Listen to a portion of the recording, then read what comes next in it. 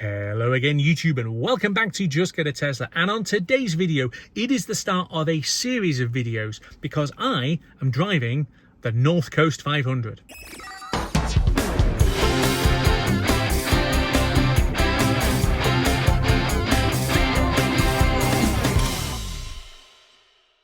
And for those of you who don't know, the North Coast 500 is one of these famous road trip touring routes. In this case, a 500-ish mile loop from Inverness in the north of Scotland around the really northern bits of Scotland. It is wild, it is remote, it is beautiful. I have done the trip previously with a diesel, but despite thinking about doing it in my 2014 Nissan Leaf, it never actually happened. And despite the fact that I've now lived in Scotland for 4.5 years and I've been driving Tesla for 3 years, it still didn't happen. Until now, because the diary is clear. The weather at the moment is sunny and I have got a trip to plan. So on this video, we're going to have a quick look at what the North Coast 500 is, what the challenges might be, and what I'm thinking.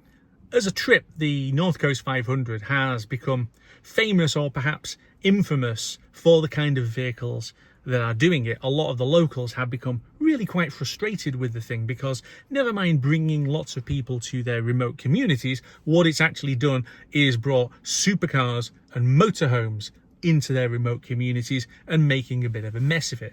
An awful lot of the North Coast 500 route is actually single track roads. That is one piece of tarmac that's for traffic going in both directions with passing places. And I do see comments quite often on this channel where I drive on that kind of road, usually from North American correspondents who are slightly agog that people can drive in both directions on the same set of road. Well, you can, unless you're in a supercar and a motorhome and you don't really know how to drive, in which case it's going to become a bit of a mess. So I'm actually driving this trip just on the edge of the season. When this video goes out is going to be a little while after I've done it, but in essence it's the beginning of September. I'm hoping that with schools in England now having gone back, and they did in Scotland a few weeks ago, that much of the tourist traffic is going to have died down a little bit, but we still have long enough evenings and hopefully nice enough weather to make this thing really good. So the route you can basically do either clockwise or anti-clockwise. I'm going to be doing it anti-clockwise, so from Inverness I am going to follow the A9 north to Wick, and then I'm going to go to John O'Groats. From there we are then going to head west along the top through Thurso, and we're actually going to camp overnight in this car. Oh yes, we are camping. I've had a mattress for this car for more than 2 years now, and I've never used it in anger. It was one of those things that was going to happen and hasn't done. It's going to happen on this trip. So night one is going to be camping, and I've got a choice of beaches to camp near. Haven't quite decided which one yet. Then we're going to carry on day two further west. We go up past Durness, which is as far north and west as you can actually get, and then the road swings its way back south again, and we are going to then stay at a youth hostel. So I quite like youth hostels despite the increasingly silver fox hairstyle, and we're going to be at Akamelovich Beach, which is one that I stayed at once. It was interesting. Let's see what it's like this time. And then carrying on along the further western side of the North Coast 500, we are going to go to Applecross and go over the Pass of the Cattle. I've done that on a previous video, which I'll put a link. It's up there, isn't it? Not over there. There will be a link anyway to the Pass of the Cattle video of me doing it practically in the winter on summer tires, and it was fine. But we get to do that. I'm then going to deviate a little bit off the route to go and stay at another youth hostel at a place called Rattigan, which is on Loch Duich, which is one of my absolute favourite spots in the whole of Scotland. And then on the beginning of day four, we'll go back and rejoin the North Coast 500 route and go back to Inverness to finish. But the North Coast 500 is not exactly a consistent you have to go here and only here route. There are a couple of bits of diversions and deviations and things, and I'm going to go a little beyond the 500 because there are some fantastic little places to go and explore along the way, and we're going to be exploring them. So what you're going to see on this series of videos is, in essence, what is it like taking an electric car way off the grid and outside of where all of the fast chargers are? Because although there are chargers on the North Coast 500 route, the fastest you get is a theoretical 50 kilowatts, and in practice that's going to be more like 42, 45, something like that, which is not fast at all. So charging is going to be slow, and that's of course assuming that they're actually still working, because so many of these things have been there for a decade and more, and not all of them actually work. So running out of charge is a theoretical peril, but we'll have a look at charges in a second. We're also going to be outside of phone signal for chunks of this, so that's going to be an experience. I'm going to be editing as I film and basically as we go. So you are going to be traveling with me on this whole trip. As I plan this North Coast 500 adventure, I know that my trip is going to be made significantly easier by today's sponsor, Jawa, and their in-car charging accessories. Jawa make a fantastic series of accessories for your Tesla, including some of the ones that are going to make my trip completely stress-free when it comes to power, because in their infinite wisdom, Tesla decided to remove some of the charging options on the Juniper versus the previous car. But with the 130 watt LED hub, I get additional sockets that I can then plug various devices into, such as my GoPro. I can also plug in the power dock combo for Apple so that I can charge my earbuds and my Apple Watch whilst I'm on the go. This is essential considering that I'm going to be on the road for 4 days. Or why not buy one of their bundles, the Tesla Charging Essentials set, which adds all of these various other products in as well. A significant number of options available to you. If you go onto the Jawa website and use my referral code, you will get a nice discount and you will help support the channel. So what I'm going to do now is to have a play on Zap Map, which if you haven't used it is a brilliant tool showing you every single charger that there is. Now obviously it's starting me off down in England. That is no good. So Inverness obviously is here, and that's where we're going to be starting off. There is a Tesla supercharger in Inverness, not that one. That one. So there is a Tesla supercharger, and that is where we are going to start off and top the battery off to at least 80%, maybe 90. We're then going to drive north up the A9. As you can see, there are chargers of various speeds here. Basically, the pink dots are rapid chargers, although when it says rapid, when you click on one, quite often it's up to 50 kilowatts, which is not particularly rapid these days. You get the occasional purple one, so there are some Osprey ones there which are a little bit faster.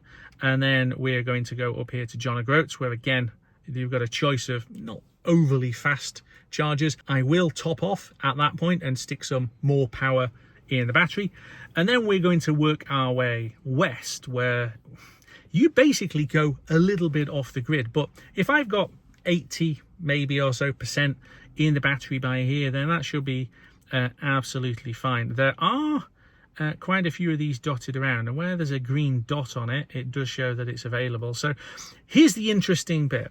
When I look at the pricing of some of these, let's go and find one that I used. So last year when I drove up to John O'Groats and then did a little bit of a tour, I did need a stop off, and I pulled over at this charger in a place called Betty Hill, and this is run by Charge Place Scotland.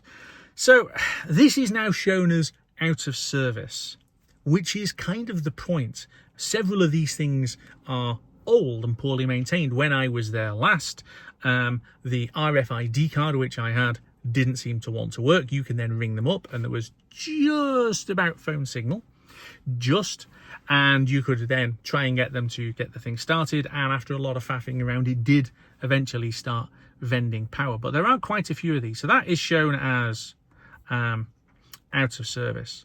You've then got this other one over here in where is this? Strathy, and this is shown again as out of service, and when you click on it, it's showing as 3 months ago it was working, but it isn't. So there are actually quite a lot of dead chargers then down here in Tong, out of service. And this is the problem. If you're going to do the NC500, even a car with a big battery, there will be points where you probably need to top the thing off again. So it's showing that Durness has got power. Kinloch Bervie has definitely got power. Kinloch Bervie as well. This could be the useful point, because when you go on to Charge Display Scotland, on here, it doesn't actually tell me how much they are, but I do know for a fact that their rapid chargers are 70p a kilowatt hour, which is a lot. But they also have slower posts, 22 kilowatt hour posts, and those are only 35p per kilowatt hour. So they could be quite useful, right? A 22 kilowatt post in this car will give me 11 kilowatts, which is more than a quarter of the speed that I would get theoretically on the other one for half the price. So if I'm parked up and I want to go for a walk, and by the way, this whole series of videos is not just going to be me driving. We are going to go out and have an explore. So at the points where we go for a little walk, we can probably go and use one of those. So there are some further round where they appear to be working, and they're working absolutely fine. So we are going to end up down here on night 2. Achmelvich is over there. Lochinver has got, well, CCS works, Type 2 works, Chadamo doesn't, and there's a Dumpo. So I suspect that I'll probably end up topping some up there, maybe at some point, depends on how well we're doing. What I am going to do though, one of the videos that I will make in this series is going to be me having a look at some of these chargers as we go around. I want to know just how bad is it. So if you didn't have a Tesla, if you had not just got a Tesla and you'd got something with a smaller battery, maybe a Stellantis car or something like that, how would you be coping trying to do the North Coast 500? Because when I originally looked at it in my 24 kilowatt hour Nissan Leaf, which would do 80 miles or so from full, you were looking at 60 miles or so between charges, and it was doable. It was going to be a faff, but it felt like an adventure, and I think it probably would have been quite a bad adventure. In this case, I know that I'll be able to make it round without charging being an issue, but we're going to go and look at chargers as we go, because that's interesting, isn't it? So quite a few of these chargers that I've been looking at appear to be out of use, which is going to be an issue. Also, as I'm going to be camping in the car, it's going to be interesting to see how much power that actually burns. I'm going to have my Temi fridge running in the back, keeping drinks cool. How much power does that burn? It's going to be interesting. And if you want to watch all of these videos, and there's going to be 4, 5, 6 videos to come in this series over the next few weeks, then you've got to make sure that you've subscribed. Please subscribe. This is going to be spectacular. If you want to see Scotland at its finest, make sure you've subscribed. If you want to see the realities of doing a grand tour off the beaten track in an EV, make sure that you've subscribed. I'm going to wrap it up here. Thanks so much. I'll see you back here very soon on Just Get a Tesla, plugged in Inverness, ready to get started. See you then.